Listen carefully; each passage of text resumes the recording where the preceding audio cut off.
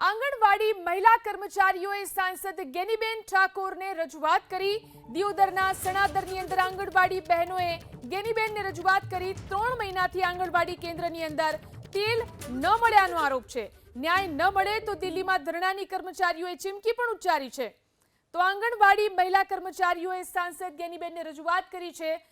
દિયોદરના સણાદરની અંદર આંગણવાડી બહેનો ગેનીબેનને રજૂઆત કરવા માટે પહોંચી। 3 મહિનાથી આંગણવાડી કેન્દ્રની અંદર તેલ ન મળ્યાનો આરોપ આ બહેનોએ લગાવ્યો છે।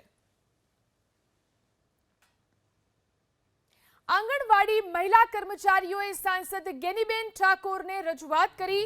દિયોદરના સણાદરની અંદર આંગણવાડી બહેનોએ ગેનીબેનને રજૂઆત કરી। 3 મહિનાથી આંગણવાડી કેન્દ્રની અંદર તેલ ન મળ્યાનો આરોપ છે। ન્યાય ન મળે તો દિલ્હીમાં ધરણાની કર્મચારીઓએ ચીમકી પણ ઉચ્ચારી છે। તો આંગણવાડી મહિલા કર્મચારીઓએ સાંસદ ગેનીબેનને રજૂઆત કરી છે। દિયોદરના સણાદરની અંદર આંગણવાડી બહેનો ગેનીબેનને રજૂઆત કરવા માટે પહોંચી।